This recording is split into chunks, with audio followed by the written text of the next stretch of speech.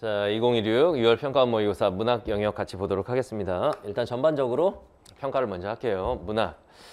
EBS 체감 연계율이 상당히 높았고 출제된 지문 중에 3개가 EBS에 수록된 지문이고 소설 같은 경우에는 EBS에 수록된 부분이 아닌 다른 부분을 출제하거나 일부 겹치고 일부는 다른 부분을 내거나 이렇게 출제하는데 일부가 겹친 게 아니라 많이 겹치고 일부만 수록되지 않은 부분을 이제 합쳐가지고 문제를 내는 그런 스타일로 출제를 했죠. C 같은 경우에는 EBS에 수록된 부분 거의 그대로 나왔고, 그죠? 해서 전반적으로 봤을 때 난이도가 그렇게 높다고 볼 수는 없습니다. 근데 여러분들이 이제 선택지를 어떻게 다루느냐, 선택지를 좀 더 선택지 끊어읽기와 키워드 잡기를 하면서 섬세하게 다루는 그 연습을 좀 해야겠습니다. 그리고 선택지에 나오는 말과 보기 박스에 나오는 말, 즉 문학의 개념어, 이거에 대한 정리가 잘 되어 있는지 그런 것들을 잘 확인을 했어야 한다. 알겠죠? 자, 한번 보겠습니다. 18번부터 21번 현대소설인데 문학 같은 경우에도 내가 문학 영역을 풀 때 18번부터 34번까지를 순서대로 쭉 푼다가 아니고 일단 지문 스캔을 해요. 한번 연습해 볼까? 첫 지문, 이범선, 표구된 휴지. 태어나 처음 보는 작품이야. 약간 무서워. 그럴 수 있습니다. 학생 입장에서. 자, 그리고 22에서 26번 작가 제목만 보는 거예요. 홍정유, 동유가 이거 영균이가 별이 5개 하면서 가르쳤던 건데 요거 나 자신 있어. 일단 이런 생각만 해두고 나와 있는 건 당연히 비연계겠죠. 이태준의 해촌일지 처음 보는 거. 문학에서의 비연계는 특정 교과서 어디에 수록되지 않은 어디에도 수록되지 않은 완전 생 비연계야. 누구나 공부를 잘하는 1등급 학생들도 태어나서 처음 보는 그런 작품으로 어디서 그렇게 잘 가지고 오는지 모르겠어. 평가원은. 그런 지문들을 출제를 하는 겁니다. 비연계는. 자, 그 다음에 27에서 30번 보니까 김진옥전? 이것도 수업 시간에 선생님이 농담으로 이거 올해 수능 27에서 30번에 나온다 이랬는데 지금 6평 27에서 30번에 나왔어요. 번호까지 맞췄네요. 굉장히 중요한 작품이라고 했죠.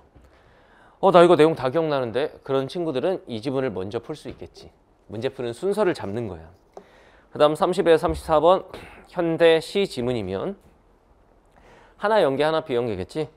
근데 요즘에는 나중에 가에 비연계를 박아놓는 경우가 많다고 그랬죠.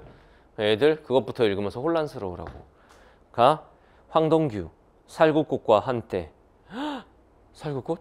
태어나 처음 들은데. 그죠? 비연계. 그 다음 신석정 역사. 이것도 선생님이 수업 시간에 별이 5개 이르면서 중요한 작품, 시대의 흐름상 이런 지문이 출제될 수가 있다라고 강조를 했었죠. 이렇게 되면 이제 나름의 어떤 문제 푸는 순서를 잡아야 되는데 지금 지문 배치를 보면 현대소설, 고전시가, 고전소설, 현대시, 즉 소설시, 소설시 이렇게 순서대로 이렇게 주어진 순서대로 풀면 안 된다고 그랬지. 현대소설, 고전소설 묶어서 풀고 현대시, 고전시가 묶어서 풀어야 됩니다. 왜? 연타로 소설 풀었으면 그 다음도 소설, 시 풀었으면 그 다음도 시. 현대소설과 고전소설은 지문을 읽는 방법, 그 다음 지문에서 찾아야 우리가 이제 잡아내야 되는 어떤 출제 요소, 그리고 문제 유형이 거의 흡사하죠. 같은 장르니까. 현대시와 고전시가 그냥 요즘 말이냐 옛날 말이냐의 차이만 있지 뭐 표현법 문제 나오고 화자에 대해서 묻고 이 문제 유형이나 출제 요소가 똑같죠. 그러니까 같은 영역끼리 묶어서 읽는 거야. 그럼 내가 만약에 학생이었다. 나 같으면 김진옥전 나 먼저 할 거야 했으면 김진옥전 풀고 그 다음에 뭐 풀어? 현대소설, 비연계 현대소설. 그 다음에 고전시가 풀고 그 다음 현대시. 이런 식으로 풀든지 현대시 풀고 고전시가 풀고 고전소설 풀고 현대소설 풀든지 뭐 이런 식으로 나름의 순서를 잡고 갔어야 한다. 순서대로 쭉 풀어서 소설시, 소설시 이렇게 갔으면 혼란스럽다. 무슨 말인지 알겠죠? 자, 해설 강의는 그냥 순서대로 하도록 할게요. 18번부터 21번. 자, 비연계 소설인데 내용이 그렇게 어렵지가 않죠. 원래 비연계 현대소설이 내용 파악이 잘 안 되게 어려운 작품으로 출제되는 경우들이 있는데 이번에는 그것도 없었어요. 그지? 자, 일단 문제 한번 보겠습니다.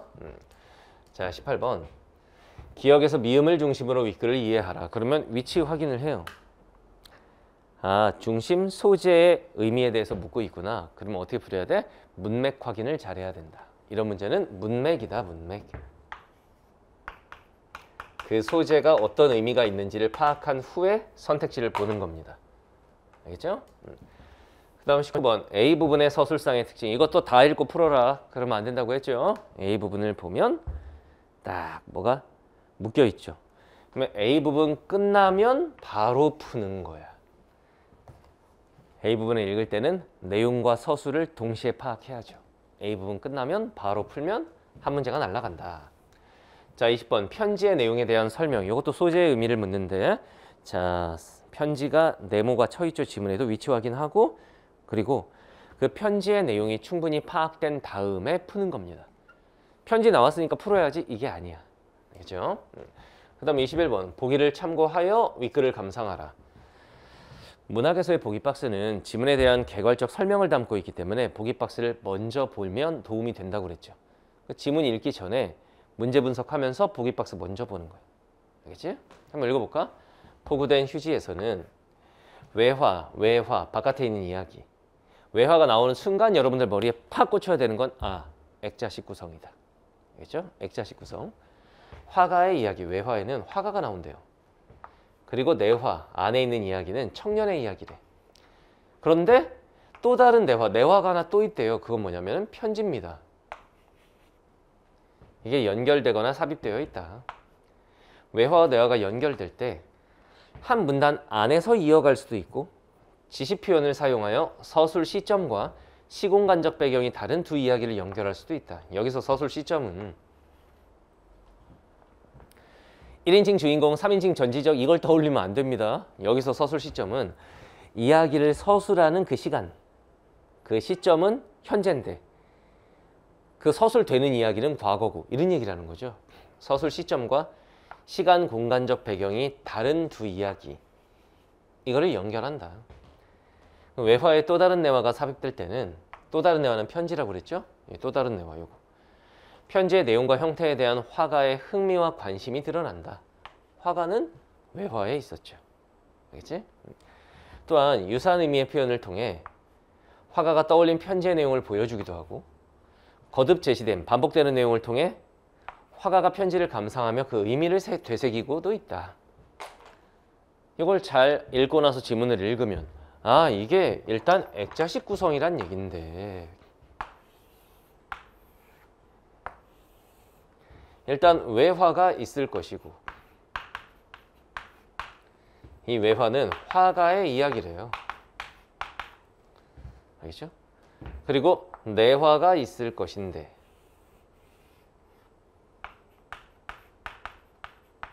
이거는 청년, 지문 보니까 지객꾼이죠. 청년, 은행 가서 쭈뼛쭈뼛 하면서 돈 맡기는 그 청년의 이야기인데 또 다른 내화, 뭐 이렇게 내화를 여기다 그려도 되겠고 이 청년과 관련된 또 다른 내화가 있는데 이거는 뭐냐면 편지다. 또 다른 내화. 이런 액자식 구성이다 라는 걸 알려준 거지 지금. 알겠죠? 자, 지문을 한번 안 읽어보겠습니다. 굳이 선생님이 읽어줘야 할 만큼 지문이 헷갈리거나 어렵지 않습니다. 문제 한번 볼게요. 자, 18번. 문맥만 잘 보면 충분히 파악할 수 있지. 선택지 1번 봐봐. 화가는 대상을 표구할 수 없다는 이지 표구할 수 있다고 그랬죠. 뭐 할 수 있겠지 이렇게 말을 하잖아.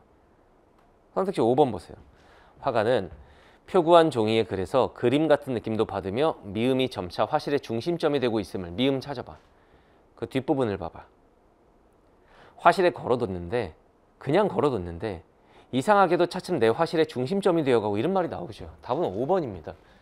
이런 거 틀리면 안 됩니다. 문맥만 봐도 된다. 문맥만 봐도 맞을 수 있다. 자, 19번 A 부분의 서술상의 특징. 자, A 부분에서는 이제 요 청년이 돈 맡기러 갔는데 저만치 구석에 가서 막 불안한 눈으로 은행에 와서 돈 맡겨 본 적이 없는 거죠. 이 여직원을 이렇게 관찰하고 있었다. 그 내용만 봐도 답이 5번임을 알 수가 있죠. 거리, 저만치 멀리 떨어져서 위치를 나타내는 표현을 통해 불안했다. 맞죠? 답은 5번입니다. 예를 들면 선택지 1번의 간접인용, 선택지 2번의 편집자적 논평, 선택지 3번의 동시사건의 병렬 이런 것들과 관련된 개념어 정도는 여러분들이 바로 알고 있어야 돼요. 편집자적 논평, 서술자 개입, 어떻게 하면 쉽게 찾을 수 있는지 이런 것들 선생님이 수업 시간에 많이 강조를 했었죠. 그런 거에 대한 개념어 정도는 충분히 정리를 해야 된다. 알겠죠? 자, 20번 편지의 내용. 중간중간에 글씨 크기가 살짝 작고 글씨체가 약간 다르죠. 그 편지잖아. 편지 보면 자꾸 뭐라고 그래? 장가 들어라 이 말을 하죠. 뭐 2번 혼사와 관련하여 수신자가 누구였겠어? 청년이었겠죠. 현재 상황을 지지하는 게 아니죠. 혼사와 관련, 그래 너 혼자 살아라, 결혼 안 해도 된다, 요즘 시대에 뭔 결혼이냐 이러지 않았죠. 빨리 장가 들어라. 답은 2번이죠. 그 다음 21번 정도가 살짝 헷갈릴 수 있는데 별표 쳐볼까요? 21번. 자, 선택 1번. A에서 지게꾼이 있단다 라고 들었음을 서술한 뒤에 은행의 안내원이 막았다 라고 B의 첫 문장을 서술한 것은 끊어. 이건 그냥 사실 그대로죠. A에서 B로 서술 시점이 변하는 게 막 3인칭에서 1인칭으로 이런 걸 말하는 게 아니라 시간이 다르다고. 그 사건이 일어난 시간이 다르다고. 알겠지? 한 문단 안에서 이었죠. 맞지? 제끼고. 그 다음에 2번. 자, B에서 구석으로 갔다라고 마무리하고 이계로 A를 다시 이어간 것은 끊어봐. 뭐 그래요. B에서 A로 시간적 선후가 역전됐느냐? 얘들아, 지금 이게 A고 이게 B인데 이 내화 청년의 이야기가 과거 시점의 이야기고 A 외화가 현재 그것에 대해서 이야기를 하고 있는 거잖아. 뭐가 이렇게 붙어있어 이거. 요게 과거고 이게 현재인데 이게 지금 시간의 흐름이 역전되었느냐? 그렇지 않죠. 답은 2번이죠. 그렇지? B에서 A로 시간적 선후 관계가 역전됐다? 아니야. 이게 과거고 이게 현재야. 오케이? 답은 2번입니다. 3번 봐봐. A에서 재미있다고 한 친구의 말 뒤에 C의 일부를 삽입한 것은 편지의 일부를 삽입한 것은 끊어봐. A에서 화가가 편지 내용과 친구의 장난기를 흥미롭게 받아들이며 그래 화가의 흥미를 보여주는 거라고 박스에서 말하잖아. 그죠? 제끼고. 자, 4번. A에서 비행기가 떠날 때의 장면 뒤에 네 떠나고로 시작되는 C의 일부를 삽입한 것은 끊어봐. A에서 유사한 의미 떠난다 유사한 의미의 표현을 떠올린 화가가 그 길로 표구사로 가는 행위로 그냥 연결된다고. 맞죠? 객관적인 사실에 대한 선택지잖아. 제끼고. 5번. A에서 친구의 심정을 생각한 내용 다음에 앞서 제시했던 C, 편지의 일부를 다시 삽입한 것은 끊어봐. A에서 화가가 편지 내용들을 감상하며 그 의미를 다시 생각하고 있어. 처음에는 뭐, 야, 그 휴지 쪼가리 뭐 하려고. 근데 편지 내용을 보니까 뭔가 좀 흥미를 갖다 보니까 울림이 있었던 거죠. 맞죠? 제끼면 답은 2번이다. 비연계 지문 중에 이렇게 내용을 파악하기 쉽고 좀 평이하게 출제된 경우는 별로 없습니다. 원래 이제 비연계 현대소설이나 고전소설이 비연계로 나오면 조금 난이도가 있는데, 그러니까 현대소설이 특히 비연계로 나올 경우에는 좀 난이도가 있는데 이번에는 좀 쉽게 출제를 했네요. 자, 그 다음 22에서 26번 보겠습니다. 자, 여기에 가시를 보면서 우와 태어나서 처음 봐. 큰일 났습니다. 동유가 EBS 수능특강에 수록이 돼 있는 작품이지. 그것도 수업 시간에 선생님이 굉장히 중요한 작품입니다 라고 여러 번 강조했던 그런 작품이에요. 그러면은 가 나중에 가를 딱 읽고 가와 관련된 문제 풀고 이렇게 갔어야 되는 거죠. 자, 이것도 문제 분석 해줄까요? 자, 가와 나의 공통점은 가에도 맞고 나에도 맞아야 되지. 뭐부터 읽을 거야? 가부터. 순서를 정했지. 왜? 연계 작품을 먼저 읽는 거니까. 가 읽고 한번 풀어. 이거 가 읽고 때려넣으면 그냥 답 나옵니다. 알겠죠? 자, 그 다음 23번 A와 B 위치 확인하고 A는 가에 있네요. 이걸 B까지 다 읽고 두 개를 머릿속에서 종합해서 비교하지 마세요. 하나씩 단계적으로 대입해서 풀어. A 가지고 한번 풀고. 알겠죠? 선택지 한 3개 날려놓고 B에서 답 결정. 이런 식으로 가면 되겠죠. 자, 그다음 24번 A에 대한 설명 위치 확인하고 가의 첫 부분이죠. A 부분 끝나면 바로 문제 풀고. 그 타이밍을 놓치면 안 돼. 항상 문제 풀 때는 문학이건 독서건 선택 과목이건 문제 푸는 타이밍을 잘 잡아야 돼. 타이밍이 딱 맞아 떨어지면 굉장히 쉬운 문제인데 타이밍을 놓치고 나중에 다시 찾거나 머릿속으로 기억해서 풀려면 어려운 문제로 돌변합니다. 문제 푸는 타이밍, 시간 단축과도 굉장히 밀접한 관련이 있어. 알겠죠? 자, 25번. 나에 대한 이해로 적절하지 않은 것은 이건 나, 수필에 대한 단독문항이죠? 나 읽고 풀면 되겠고. 자, 그다음 26번. 보기를 참고하여 가, 나 두 개 엮었죠. 그럼 보기 박스 먼저 읽고 가 읽고 선택지 가와 관련해서 따져보고 답 나오면 끝내고. 답 나옵니다, 이거. 그렇게 하면 되겠지? 자, 먼저 읽어볼게. 새로운 것에 대한 욕구를 충족하려는 기행의 주체는 기행. 선생님 기이한 행동이요? 수능 보지 마. 여기서 기행, 기행문. 어디 여행 간 거. 알겠죠? 그 주체는 여행 장소의 풍경이나 풍속, 사람들과의 만남을 체험하며 감흥을 얻는다. 가와 나의 기행 주체는 여정, 여행 과정. 수업 시간에 여러 번 강조했어. 이런 걸 설명할 때 여정, 견문, 감상 막 이러면서. 알겠죠? 여행 과정에서 기억에 남는 경험을 일기 형식을 사용하여 기록하고 있다.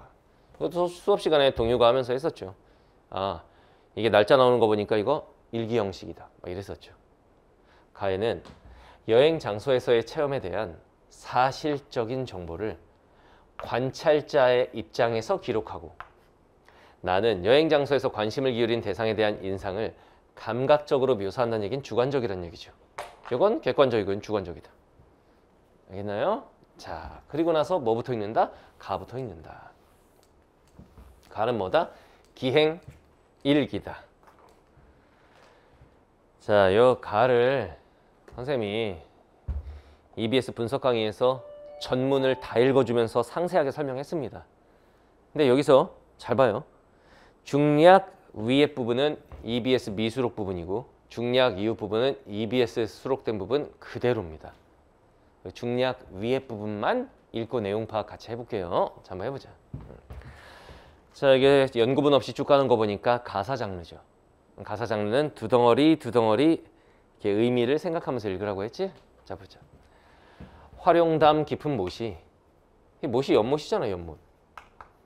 활용담이라고 하는 게 연못입니다. 담, 연못담. 알겠죠? 활용, 용 모양인가 봐요. 너럭바위, 넓은 바위 아래에 있습니다. 뭐 너럭 이런 거 모르면 말어. 바위 밑에 있는데 뿜으며 들썩이며 물을 뿜고 들썩이고 변화가 무궁화대요. 가시는 자연에 대한 시구나. 이게 잡고 나가면 되겠죠. 큰 틀을. 사자봉, 봉이면 뭐야? 봉우리. 사자 모양인가 봐. 사자봉 높은 돌멩이, 돌이, 바위가 용소를 굽어보는데 소가 뭐야? 이래서 고전 필수는 알아야 된다고 그랬지. 소가 뭐야? 카우냐? 소가 연못이라고 했죠. 그럼 용소, 용 모양의 연못 이거겠지. 사자봉 높은 돌이 이 활용담을 굽어보고 있어. 내 바위 중턱에 파인 곳에 돌 하나가 딱 바위 중턱에 껴있대요. 중의 말이 황당하여, 중, 그러니까 어떤 스님의 말을 들었나 봐. 대강 걸러들었는데 저 바위에 사자가, 여기 사자봉의 사자겠죠. 갑자기 라이언, 동물원에 라이언 떠올리면 안 돼? 활용더러 말하기를, 활용은 얘기했죠. 활용담, 연못. 그러니까 의도한 거야. 근데 저게 저 스님의 말입니다. 저 사자봉이 활용담한테 말하기를, 이내 몸이 육중하여 내가 너무 무거워서 무너져 내리면 너의 깊은 못이 활용담이 터전도 없이 사라질 테니 너도 위험하니까 너 재주 많다고 하니 내 발 조금 고여다오. 내 발 부분을 좀 이렇게 괴어줄래? 이렇게 말을 한 거야. 누가? 사자봉이 활용담한테. 활용이 활용담이 옳게 여겨서 건너편 산에 막 올라가더니 저 돌이 뭔데? 요 돌이죠. 요 돌. 발 괴어달라고 했던 그 돌. 빼다가 저 건너편에서 빼다가 이 바위 사자바위를 괴었대요. 들으니 그럴듯해요. 뭘 들어? 이 중의 말을 들으니 그럴듯해. 그래서 건너산을 바라보니까 과연 산 중턱에 돌 하나 빠진 자리가 있어요. 이 돌 갖다 끼울 만큼 크기가 비슷해요. 저 스님의 말이 맞나 보다. 그 전설이 사실인가 보네. 뭐 이렇게 들은 거죠. 그럼 관련해서 바로 문제 풀어. 문제 24번. 답은 4번이죠. 되게 선택지가 코믹합니다. 웃겨요. 화자는 중의 말을 듣고 자신이 건너편 산에 왜 올라가? 자기가 올라갔다는 게 아니고 활용이 사자봉의 말을 듣고 올라가서 그 빼다가 사자봉의 바위 부분을 괴어줬다는 얘기잖아. 그런 전설이지. 그러니까 화자가 그 말 듣고 막 올라가서 건너편으로. 답은 4번. 건너편은 그냥 바라본 거고. 알겠죠? 그 다음에 그 밑에 부분은 EBS에 수록된 부분 그대로입니다. 다 수업 시간에 설명 자세히 했던 지문입니다. 읽었다 치고 가와 관련해서 문제를 푸는 거야. 22번. 잘 봐. 선택 7번. 자연물에서 덕성을 발견하여 사회적 차원으로 일반화했다. 그런 내용이 없죠. 제끼고. 2번. 계절 변화를 제시하여 삶에 대한 관조. 관조가 뭐야? 멀찌감치 떨어져서 인생에 대해서 의미를 생각해 보는 거. 그런 내용이 없지. 제끼고. 3번. 자연물의 모습에 주목하여. 여기까지만 봐도 활용소 막 이런 거 나오잖아. 자연 친화죠. 맞지? 가 맞고. 4번. 자연물 간의 조화로움. 뭐 사자봉과 활용소. 오케이. 현실에서 겪는 삶의 문제를 제기했다? 발을 좀 괴어주냐? 아니죠. 제끼고. 5번. 자연의 극한적 상황. 이런 내용이 아니잖아. 인간의 나약함 이게 아니잖아. 제끼면 답은 3번입니다. 그냥 끝나는 거야. 알겠죠? 그 다음 문제 23번. A가 뭔데? A는 만물초 가는 길. 만물초 가는 길. 70리나 된대요. 이게 날씨가 맑아도 못 보는데 이렇게 비 오는 날 가면 안 됩니다. 그래서 그 말을 듣고 안 갔다. 뭐 이런 거잖아. 알겠죠? 나중에 올게 후약, 나중에 오겠다는 약속을 남겨두고 뭐 이렇게 가는데 수업 시간에 다 한 내용이죠. 23번 봐봐. 선택 7번 A는 화자가 날씨의 영향을 받지 않고 아니 비 오는 날 가면 위험하다고 해서 안 가잖아. 제끼고. 3번 A는 화자가 가려던 길인데 비 와서 못 간 거지. 가려던 길이고 끊어. 맞죠? 4번 A는 화자가 일행을 찾아. 누가 조난됐냐 지금? 아니죠. 제끼고. 5번 A와 B는 각각 A만 화자와 글쓴이가 걷기에 편한 길. 에이 미끄러워갖고 위험해요. 비 와서. 제끼고. 그러면 선택지 2번하고 3번 2개 남았잖아. B에서 답 결정. 이렇게 해놓는 거야. 알겠나요? 그 다음 문제 26번 봅시다. 자, 선택지 1번 가는 점심을 먹은 후에 극락고개를 넘어 오리남짓 가는 것으로 표현한 데서 끊어봐. 시간 순서에 따라서 했고 공간의 이동에 따라서 썼지. 사실적이다. 맞죠? 제끼고. 선택지 3번 가는 우물집을 문 열고 구경하는 데서 서술어 연결. 동일한 장소를 다시 찾아가. 동일한 장소는 우물집 거기겠지? 다시 찾아가 감흥을 새로 얻고자 하는 욕구다. 우물집 부분이. 우물집을 구경했다고 그랬지. 여기를 다시 한번 가서 새로운 감흥을 얻고 싶다라는 건 없는 거죠. 그건 나와 관련이 있겠지? 끝난 거야. 답은 3번이죠. 이렇게 하면 시간을 얼마나 땡길 수 있겠니? 나와 관련해서 26번을 따진 사람들은 그래서 시간 안에 못 푸는 거야. 가만 때려 넣어도 그냥 문제가 끝이 나버립니다. 그것도 어렵지 않게. 그럼 지금 남은 문제는 뭐냐? 23번 B에서 답 결정하면 되고 25번. 그게 끝이야. 그럼 나에 있는 수필을 읽고는 그것만 풀면 되는 거죠. 알겠나요? 비연계 수필인데 송전이라는 곳에 갔는데 엄청 멋지고 좋대요. 이 길처럼 정하고 정갈하고 고운 길을 나는 일찍이 걸어본 적이 없대요. 너무 좋대요. 응? 뭐 그런 얘기가 막 나오고 그 다음 달빛 구경한 거 나오고 사람이 자기 자신이죠. 미물처럼 조그마한 내가 공연히 그에게 달에게 이런 자연에게 정을 두었구나. 뭐 이런 얘기죠. 그러고 나서 B 바다로 나가는 길이 좋대. 자기가 걸어간 거죠. 23번의 답은 3번이죠. 2번 많은 사람들이 사람이 없다고 그랬잖아. 그럼 답은 3번이고. 25번 하나 남았는데 이거 틀린 사람들 반성해야 돼. 그 여정은 그 순서를 잘 따라가야 되는데 순서를 보면 2번 봐봐. 초현실파의 그림 같은 공간에서 뛰어가 매달리는 행동을 하면서 끊어봐. 이거 철봉 얘기하는 거지 이거. 여기는 철봉. 혼례식장에서 걷는 신랑 신부의 모습을 상상했다. 자 봐봐. 혼례식장 신랑 신부. 이 길이 끝나고 나서 초현실파의 그림처럼 철봉. 앞뒤 순서가 바뀐 거죠. 그래서 답은 2번입니다. 선생님 평가원 되게 치사하게 내네요. 아니에요. 이런 기행문은 여정을 잘 따라가면서 읽는 것이 중요하니까 기행문의 출제 요소 공간의 이동과 시간의 흐름대로 출제를 한 거야. 치사하게 출제한 게 아닙니다. 네가 잘못 읽은 거야 지금. 알겠죠? 자, 그다음에 27에 30번 김진옥전. 역시 수업 시간에 이건 진짜 선생님이 강조했던 작품이죠. 수업 시간에 이런 얘기했었지. EBS 분석의 신 강의를 하면서 너네가 보기엔 이상할 수 있다. 아니 용왕하고 다른 용왕하고 싸워? 선생님이 그랬죠. 동해 용왕이 있고 서해 용왕이 있고 남해 용왕이 있다. 옥황상제는 한 명이지만 용왕은 여러 명이다. 포세이돈은 많은 거다. 걔네끼리 땅 따먹기하고 맨날 싸운다. 그런 작품들 고전 소설에 뭐 김진옥전도 있고 구운몽에서도 올해 EBS에 실려 있으시 거기도 그런 내용이 있다. 수업 시간에 다 했던 내용이에요. 그것만 잘 기억해서 3점짜리 그냥 맞아 이거. 물론 기억해서 푸는 건 아니지만. 알겠지? 여러분들 이런 연계지문은 읽고 풀어야 돼요? 시간 부족하면 그냥 풀어도 돼요? 라는 질문 많이 하는데 읽기는 읽되 미수록 부분인 경우에는 조금 세밀하게 읽어주고 그 다음 수록 부분 나오면 좀 빠른 속도로 읽어주고 안 읽고 푸는 건 안 돼. 위험해요. 알겠지? 자, 문제 분석해 볼게요. 27번 기억에서 미음 위치 확인하고 이것도 봐라. 기억에서 미음 보니까 아까 현대소설도 기억에서 미음 똑같잖아. 문제 스타일은 똑같은 거야. 알겠지? 문맥 확인하고 문맥. 그 다음 28번 A에서 E 위치 확인하고 역시 소재의 의미를 파악하라는 얘기죠. 문맥 확인하고 그 다음 29번 다음 학생이 윗글을 읽고 작성한 감상문이다. 감상문이면 이거 일치문제예요. 이런 거. 문학에서 윗 작품을 읽고 감상문을 썼다. 일치문제 형태입니다. 알겠죠? 적절하지 않은 것은 여기 나온 것 중에 일치하지 않는 거 고르래요. 자, 30번 보기를 참고하여 윗글을 감상하라. 그럼 보기 박스 먼저 봐야지. 먼저 읽고 지문으로 가야죠. 알겠지?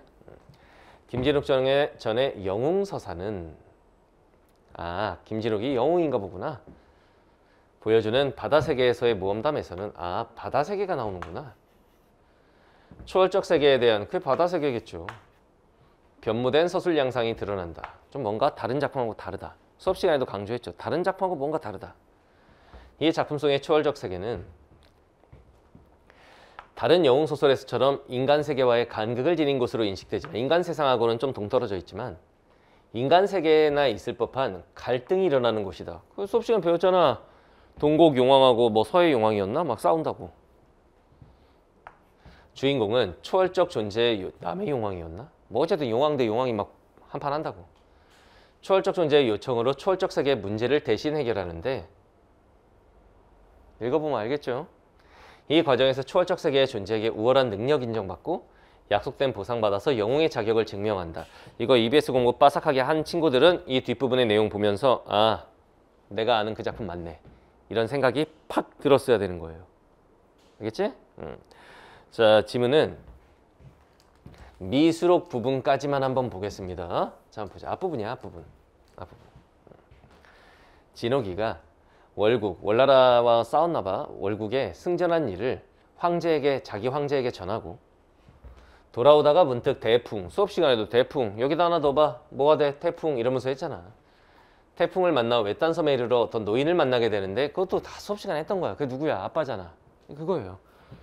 근데 그 만나고 그 다음 동자가 찾아와서 용궁 가자고 하는 것까지를 EBS에서는 중략 처리를 했는데 이거는 아빠 만나는 장면을 실어놨네요. 노인이 누구다? 아빠. 갑자년 난중에 전란 중에 자식하고 헤어졌나 봐. 내 자식의 이름은 김진옥이다. 그래서 얘가 막 펑펑 울어요. 아빠 나야! 막 이렇게 된 거잖아. 그랬더니 노인 아빠가 또 막 펑펑 울어요. 아들아! 이러고 막 기절하고.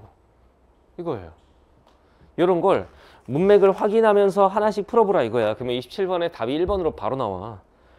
노인과 함께 전란을 극복했던 과거가 아니라 전란 때문에 둘이 아빠랑 아들이 헤어지게 된 거잖아. 답은 1번이죠. 이렇게 한 문제 깔끔하게 끝내버리고 그 다음 오피리 소리 하나 나올 때마다 이 동자가 나오지. 동자가 이 배 타고 막 왔습니다. 수부왕이 누구야? 용왕이지, 용왕. 용왕이 오래요. 같이 가요. 갔다 이거잖아. 이런 내용인데 그런 소재의 의미와 관련해서도 28번 선택지 1번 오피리 소리 환상적 분위기를 조성하죠. 새롭게 등장하는 존재 누구? 동자. 맞잖아. 답은 1번. 벌써 두 문제 날라가고. 그리고 어디부터냐? 이때 여기부터 EBS 수록 부분입니다. 여기부터는 EBS 수록 부분 그대로인데 여러분들이 잘 봐야 되는 게 EBS 책을 펴놓고 한번 비교해봐. 내용은 똑같은데 세부적인 어휘들이 좀 달라. 이게 무슨 말인지 알겠어요? EBS 수록된 게 너무 원문에 가까워서 어렵다 싶으면 요즘 말처럼 좀 풀어주고, EBS에 수록된 말들이 너무 요즘 말처럼 써 있으면 좀 옛날 말 집어넣어가지고 약간 어렵게 합니다. 선생님 원문을 그렇게 해도 되나요? EBS는 그렇게 출제합니다. 고전문학 같은 경우는. 현대문학이야 뭐 그냥 박아놓을 수밖에 없지만 고전문학은 이게 이 부분만 압축해서 중략해가지고 출제하기도 하고 이 부분을 좀 확장해서 출제하기도 하고 막 이런 것들이 조금 있어, 고전소설은. 그래가지고 말 자체를 약간 좀 읽어보면 진짜 똑같은 내용이야. 근데 살짝 용어들을 다르게 씁니다. 알겠죠? 그런 특징이 있다라는 거. 읽어보면 EBS에 수록된 그 부분이라는 거 알 수 있습니다. 그리고 저 뒤에 중략 이후가 하나 더 나오죠. 중략 이후 부분도 EBS에서 본 부분일 거야. 뭐 장사진을 쳤냐, 뭐 유수진을 쳤냐, 그거 빼고 끝부분은 또 EBS 수록 부분이에요. 알겠나요? 자, 그러면은 문제 29번 단순한 일치 문제 3번이죠. 황제는 진옥이 귀환하지 못했다는 상황이 그럴듯하다가 아니라 대경차탄, 대경전도 알아야죠. 크게 놀라고 슬퍼한다라고 나옵니다. 그리고 그 뒤에 자기 딸 그 공주의 말을 듣고 이제 이 김진옥의 가족들 유배 보내버리고 막 부인 죽여버리려고 이렇게 되는 거지. 처음에는 슬퍼하고 대경, 깜짝 놀라고 차탄, 탄식했다죠. 답은 3번이죠.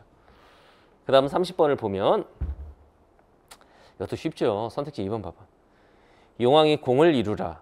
자기 도와달라 이거지. 장면에서 적병을 처치해달라고 진옥에게 요청한 걸 보면 끊어봐. 진옥으로 하여금 인간 세계와 초월적 세계 사이에서 생긴 문제를 틀렸지. 초월적 세계 사이의 갈등이죠. 선생님, 저는 지문에서 여기 이런 식으로 나와가지고 동곡 대병이라고 나와서 이게 초월적 세계인지 몰랐어요. 밑에 보면 뭐라고 나오니? 동곡 용왕이 지경을 침노하니, 즉 동곡 용왕과 여기 나오는 이 용왕 나라와의 싸움이죠. 알겠지? 그러니까 용왕이 여러 명이 있어. 동곡 용왕이 있고 남의 용왕이 있고 이런단 말이야. 얘네가 여기 침범해가지고 좀 붙었는데 김진옥한테 야, 너 인간이지만 싸움 개 잘한다며. 네가 가서 좀 싸워주면 안 돼? 이렇게 부탁한 거잖아. EBS에 수록된 내용 그대로잖아. 알겠나요? 답은 2번이었다. 자, 이런 식으로 여러분들이 구성을 잘 봐. 미수록 부분 살짝, 그 다음에 다 수록 부분, 그 다음 또 뒤에 중략이 있는데 그 밑에 미수록 부분 살짝, 그 다음 또 수록 부분, 이렇게 갔단 말이지. 무슨 말인지 알겠죠? 그러면 이제 애들이 이런 질문 많이 합니다. 특히 N수생들이. 선생님, 그렇다면 전문을 다 읽는 게 어떻겠습니까? 마음대로 해. 소설책 막 예를 들면은 어떤 천수석이었나 이런 거 막 9권짜리인데 9권 읽을 거야? 9권? 9권 읽으면은 그게 나올지 안 나올지도 모르는데 나온다고 해도 한 페이지 나오는데 그거 기억할 수 있니? 그게 아니야. EBS 수록된 부분을 열심히 공부를 해두면 그거에 대한 미수록 부분이 같이 나온다 해도 내용의 흐름이 이어지기 때문에 다 읽고 풀면 풀 수 있습니다. 미수록 부분까지 내가 다 읽어버리겠다. 그 소설 불가능합니다. 알겠나요? 자, 그 다음 보겠습니다. 대신 전체 줄거리 정도는 같이 공부해 둬야 돼. 그래서 선생님 분석의 신 강의에 보면 책에 전체 줄거리도 다 실어놨죠. 그 정도는 읽어볼 필요가 있다. 전체 줄거리는 읽어야 돼. 알겠지? 자, 30에 34번. 현대시 두 작품은 이제 엮어놨는데 가에는 살구꽃과 한때라는 비연계 작품, 나에 있는 게 신석정의 역사. 수업 시간에 요즘 시대의 흐름상 이게 별표 1개 아니면 5개일 텐데 과감하게 별표 5개 해가지고 막 가르쳤었죠. 이거 올해 수능에 나올 수 있다 이런 말 했었죠. 근데 평가원에 나왔네. 올해 이번 6월 평가원은 선생님은 좀 아쉬운 게 선생님 EBS 분석 강의를 보면은 별표 1개부터 5개까지 중요도 표시를 해놨지. 선생님이 농담 삼아서 별표 1개짜리는 이거 나오면 영균이 은퇴 막 이러면서 수업했었죠. 별표 4개, 5개짜리가 주로 나올 거니까 반복해서 보도록 해 이런 얘기했죠. 실제로 이번에 연계 출제된 3개의 작품 선생님 책 한번 펴서 찾아봐. 별표 5개, 5개, 5개죠. 5개짜리 그렇게 많지도 않은데 5개짜리만 싹 출제됐죠.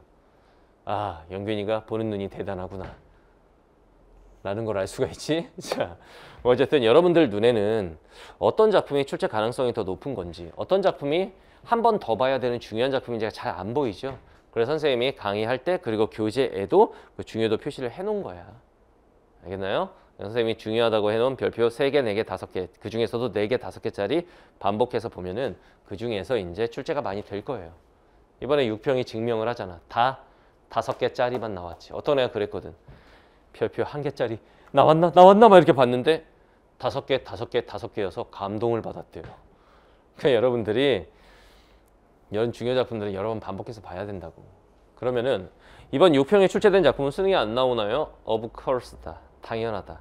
그러면은 이제 교재에서 나온 작품들 다 지우면 돼. 그리고 9월 평가원 때 또 나오는 작품 또 지우면 돼. 안 나온 작품들 중에서 별표 4개, 5개 이런 작품들 중심으로 공부하시면 됩니다. 알겠나요? 좀 불안하면 별표 3개까지. 오케이? 자, 문제 분석해 볼게요. 자, 31번. 공통점입니다. 공통점은 어떻게 푼다? 한 작품 읽고 대입하는데 여기서 이제 우리가 봐야 되는 건 뭐다?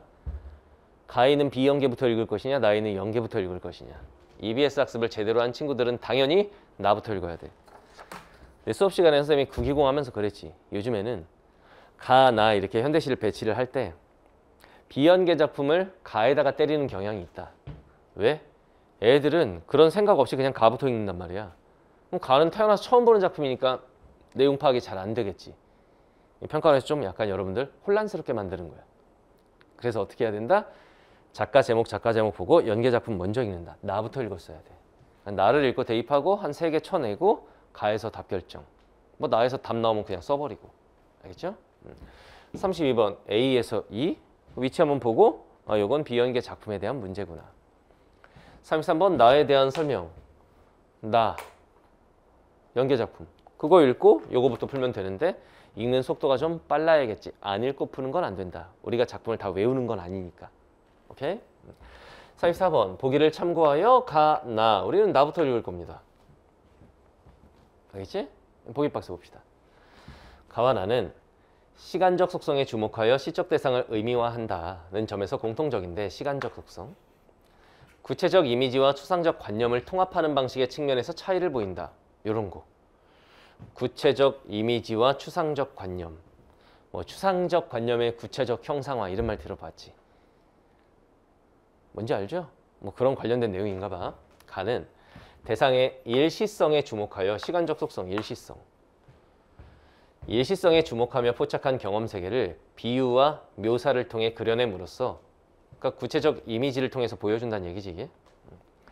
생명과 자연에 대한 내적 인식 이런 내용이래요. 나는 대상의 영속성, 시간적 속성은 요거다. 인식한 관념적 세계를 뭐 역사 이런 거니까 감각적으로 형성함으로써 역사에 대한 상징적 의미를 드러냈다. 됐죠? 가는 일시성, 나는 영속성. 그런데 우리는 나부터, 연계 작품부터 읽었어야 그게 정상이다.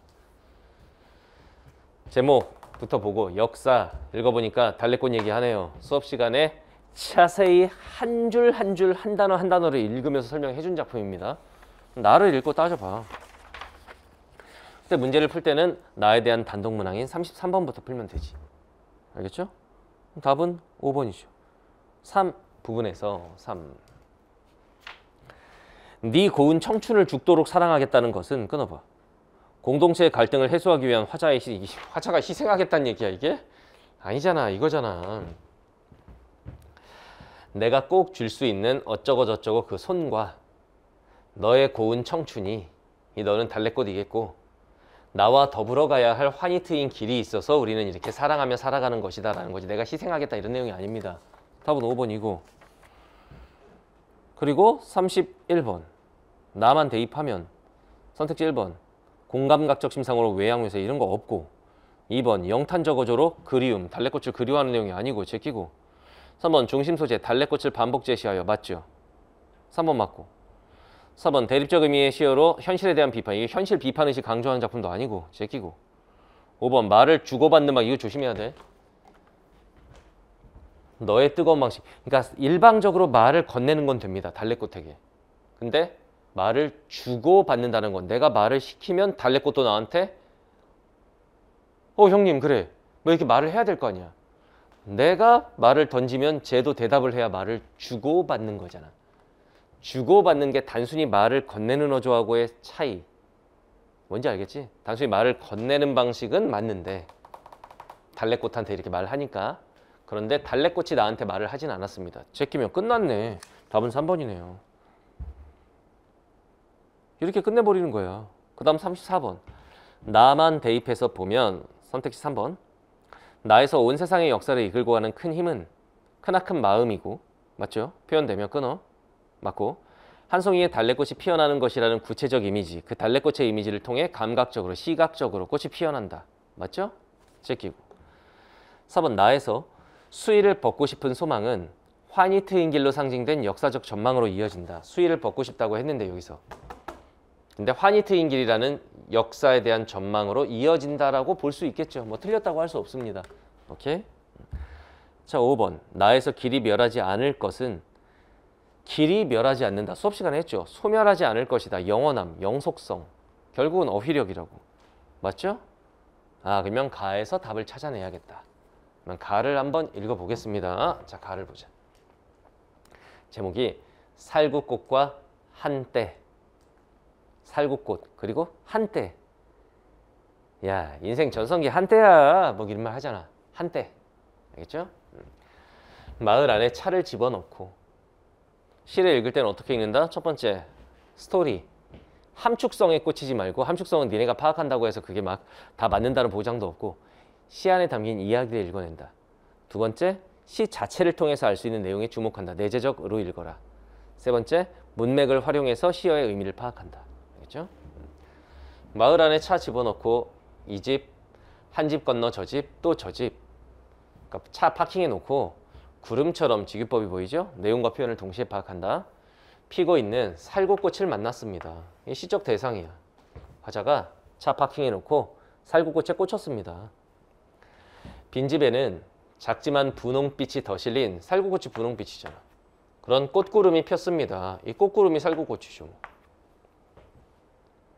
오케이? 그럼 A를 가지고 한번 보고 이런 식으로 봐야지. 선택지 1번. 이 집, 저 집, 빈집 시선 이동하며 끊어봤고 대상의 형태, 구름 같나 봐요. 색채를 인식했다. 맞죠? 분홍빛. 알겠죠? 구름처럼 피고 있는 문맥을 봐. 구름처럼 피고 있는 살구꽃. 그러면 꽃구름이 살구꽃 구름이겠다. 살구꽃. 알겠죠? 때맞춰 깬 벌들이 이리저리 날고 벌이 이제 살구꽃 나무에 날아다니나 봐. 날개 맥이 날개 맥 그러니까 날개가 덜 여문 이렇게 읽어. 나비들이 저속으로 오고 갑니다. 뭐? 살구꽃 사이를. 소의 순한 얼굴이 너무 좀 향토적이네요. 너무 좋아서 소 앞세우고 오는 마을 사람과 눈웃음으로 인사했습니다. 뭔가 정겨운 느낌이구나. 하늘 구름이 온통 동네에 내려와 있으니 그게 꽃구름이지 이제. 하늘에 있는 구름이 동네로 다 내려와 있어요. 꽃구름. 말을 걸지 않아도 말이 되는군. 말을 굳이 하지 않아도 이심전심 통한대요. 차에 올라 시동 걸고도 한참 동안이나 밖을 내다본다. 뭔가 더 보고 싶은가 봐. 그럼 B. 선택지 2번. 소와 마을 사람들에게 호의적 시선을 보내고 끊어. 호의적이죠. 눈웃음. 하늘 구름의 영향을 의식한다. 이게 하늘 구름 때문이 아니겠느냐. 그래서 말을 걸지 않아도 말이 되는군. 이런 거잖아. 맞죠? 제끼고. 꽃들의 생애가 좀 짧으면 어때? 이 꽃들이 뭐예요? 살구꽃. 생애가 짧대요. 생애가 짧다. 그러니까 제목이 살구꽃과 한때. 한때야. 이런 얘기죠. 근데 좀 짧으면 어때? 어떤 의미겠어? 괜찮아. 이런 의미겠죠. 서리법인 거지 일종의. 달포 뒤쯤, 달포 한 달 뒤쯤 이것을 다시 지날 때면 꽃, 얘들아. 다시 한 말하지만 문맥을 통해서 내재적으로 읽는 거야. 문맥을 봐. 꽃들의 생애가 좀 짧으면 어때? 짧아도 괜찮아. 발포 뒤쯤, 한 달 뒤쯤 이곳을 다시 지날 때는 생애가 짧다고 했으니까 꽃들이 다 졌겠지. 근데 이 꽃구름들이 뭐였어 이게? 위에서 연결해봐. 꽃구름이 뭐였어? 살구꽃. 얘네들이 낡은 귀신들처럼 그냥 허옇게 매달려 있다면 너무 좋겠어 이거겠냐? 그게 아닐 거야. 왜? 문맥상 잘 봐. 꽃들의 생애가 좀 짧으면 어때? 그리고 제목 살구꽃과 한때야. 살구꽃이 한때 아름답게 피고 확 지는 거야. 뭐 그럼 어때? 괜찮다는 얘기잖아. 한 달 뒤에 이곳을 다시 지날 때면 꽃들의 생애는 짧으니까 적겠지. 근데 잘 봐. 이곳을 다시 지날 때, 한 달 뒤쯤 여길 지날 때 이 꽃구름들이 낡은 귀신들처럼 그냥 허옇게 매달려 있다면 꽃도 황홀도 때 맞춰 피고 지는 거야. 이 문맥까지 활용해봐. 그러면 이 위에가 한 달 뒤에 여기 지날 때 이 꽃구름들이 낡은 귀신들처럼 그냥 허옇게 매달려 있다면 너무 좋을 것 같아. 그때까지 펴 있으면. 이런 얘기가 아니지. 왜? 흐름상. 꽃들의 생애는 짧은 거야. 그럼 뭐 어때? 꽃이라는 건 때 맞춰 피고 지는 건데. 그러면 이 부분의 의미는 어떻게 받아들여야 돼? 한 달 뒤쯤 이곳을 다시 지날 때 이 꽃구름들이 낡은 귀신, 막 귀신처럼 그냥 이런 거. 낡은 귀신처럼 그냥 허옇게 매달려 있다면 그거 너무 이상한 거 아니야? 이런 말인 거잖아 이게. 무슨 말인지 이해되죠? 이거요. 다리를 건너 가속 페달을 밟으려다 말고 천천히 차를 몰아요. 이제 마을을 떠나나 봐. 몸 돌려보지 않아도 차 거울, 그 백밀러를 보니까 꽃구름이 피고 있어. 살구꽃이 피어 있습니다. 그러면 C 32번에 3번. 다리를 건너며 꽃구름과 이별하는 상황에서도 끊어. 이제 떠나는 거죠. 차 거울들에 비친 대상을 보고 있다. 이건 사실 그대로잖아. 맞죠? 제끼고. 차 거울로는 잘 잡히지 않으나 하늘의 연분홍을, 그 분홍색을 땅 위에 내려받는 검은 둥치들. 이게 살구꽃 나무겠지. 그러니까 살구꽃 나무들이 군소리 없이 구름을 잔뜩 인 채. 이 구름이 꽃구름이겠죠. 그러니까 꽃구름. 하늘에서 연분홍, 구름처럼 살구꽃이 피었다고 그랬죠. 하늘에 있는 구름의 연분홍빛이 내려와서 이 검은 둥치 위에 이렇게 얹혀 있는 거야. 그래서 검은 둥치가 군소리 없이 꽃구름을 잔뜩 머리에 이고 있다 이거야. 일종의 의인법이죠. 그게 살구꽃 나무인 거야. 이 둥치가 여기에 이제 연분홍빛 살구꽃을 이렇게 이고 있다고 이렇게. 근데 얘네가 어디서 내려온 거야? 이 하늘에서 이 연분홍 이 구름 얘네가 이렇게 내려와서 살구꽃이 된 거야 이렇게. 라고 상상한 거 시적 상상력이지 그러니까. 그러면 D 32번에 4번. 차 거울로는 시야에 온전히 들어오지 않은 검은 둥치들이 그래 묵묵히 서 있는 거죠. 그래요, 맞아요. 군소리 없이. 모든 선택지에는 근거라는 게 있어야 돼. 그래서 왜 묵묵히 해요? 군소리 없이. 알겠죠? 자, 그다음에 이 부분. 차를 멈추고 뒤돌아봅니다. 아, 하늘의 기둥들 영탄법이지. 막 감탄하는 거야. 이 검은 둥치. 얘네는 마치 하늘을 이고 있는 기둥 같아. 왜? 하늘에서 내려온 이 분홍빛을 받아서 살구꽃을 이고 있거든. 이렇게 내재적으로 읽는 거야, 시는. 알겠죠? 자, 그러면은 32번에 5번. 대상과의 정서적 거리가 멀어지는 상황에서 끊어. 선택지는 어떻게 구성되어 있다? 추상적으로. 우리가 해야 할 일은 뭐다? 높은 점수를 받으려면 그 추상적인 선택지를 구체화시켜야 된다. 그 구체화는 어떻게 하는 거다? 지문의 내용을 대입하는 거다. 대상, 살구꽃, 검은 둥치, 살구꽃 나무죠. 정서적 거리가 멀어진다. 이 구기공에서 중요하게 얘기했었죠. 정서적 거리가 멀어진다라는 거 원래 가깝게 느꼈는데 나 이제 쟤 싫어. 이제 멀게 느끼는 거지. 그게 아니야. 차 타고 가니까 물리적 거리는 멀어지는 거지만 정서적인 거리가 멀어지는 게 아닙니다. 뒤돌아본다. 왜? 너무 좋아 제가. 답은 5번이죠. 됐지? 그러면 남은 문제는 34번 하나네. 34번 하나. 자, 풉시다. 31번에 확인 사살할 거면 선택지 3번. 중심 소재, 살구꽃. 그거 반복적으로 제시하죠. 답은 3번. 그래서 주제의식을 드러낸다. 오케이? 그럼 34번에 선택지 1번. 가에서 꽃을 구름으로, 나무 둥치를 하늘의 기둥으로 비유한 것을 통해 끊어봐. 때맞춰 꽃을 피워 하늘과 땅을 연결하는 생명에 대한 내적 인식. 보기 박스에 나온 얘기죠. 맞지? 자, 2번. 가에서 분홍빛 더 실린 꽃의 모습과 때맞춰 깬 벌의 움직임을 포착하여 그려낸 것을 통해 끊어. 여기까지 있는 사실 그대로 작은 생명이 선명하게 드러나는 순간이다. 그 한때. 맞죠? 제끼고. 선택지 4번. 가에서 살구꽃이 허옇게 매달린 모습에 대한 지향은 달포 뒤쯤 회복될 생명에 대한 기대로 끊어봐. 허옇게 매달려? 낡은 귀신처럼인데 문맥을 봐라. 그걸 지향하는 거야? 한 달 뒤쯤에도 이 꽃구름들이 귀신처럼 그냥 매달려 있기를 바라는 건가? 그건 아니잖아. 지향도 틀렸고. 달포 뒤쯤 회복될 생명에 대한 기대.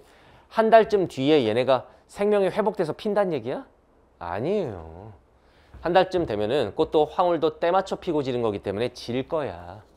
지금 피어 있는 거고. 살구꽃하고 만났잖아. 지금 피어 있는 건데 한 달 뒤쯤엔 지겠죠. 그때 다시 얘네들이 부활하면서 막 피어난다는 뜻이 아니고. 알겠나요? 답은 4번입니다. 자, 선택지 5번. 가에서 꽃들의 생애가 좀 짧아도 괜찮다. 일시성에 주목하는 거야. 근데 얘네가 달포 뒤에 다시 부활한다. 이게 이상하잖아. 그건 나에서 길이 멸하지 않는다는 영수성 맞았고. 그래서 답은 4번이다. 여러분들이 이 문학은 선생님이 지금 설명하는 이 과정 봤지? 문제 푸는 순서와 전략 이런 거. 이게 잘 되면은 문학에서 시간을 확 당겨서 25분 안에 다 풀 수 있습니다. 예, 절반 정도가 연계 작품이기 때문에 걷다가.